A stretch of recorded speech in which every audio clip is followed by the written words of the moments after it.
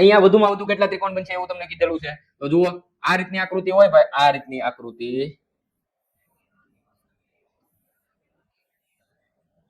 પછી આમ છે અને પછી આમ છે. હવે ચોરસમાં ત્રિકોણની ગણતરી આપણી બુકમાં પણ આપેલું છે અને આપણે શીખવાડેલું છે કે અંદર ત્રિકોણ નરી આંખે દેખાય ને એટલા ગણી લેવાના. 1 2 3 4 5 6 7 ને 8, બરોબર 8 છે. આનો મતલબ એવું થાય કે આમાં ટોટલ કેટલા બનતા હોય તો કે 8 ગુણ્યા 2 કરવાના, 8 દુ ને 16 બને. કેટલા બને?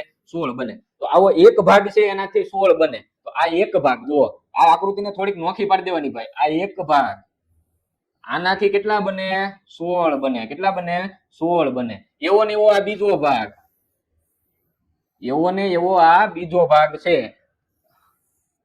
અહીંથી આમ, અહીંથી આમ અને અહીંથી આમ. એવો ને એવો આ જે બીજો ભાગ છે એનાથી પણ 16 બને. તો 16 ને 16 કેટલા બને? 32 બને. કેટલા બને?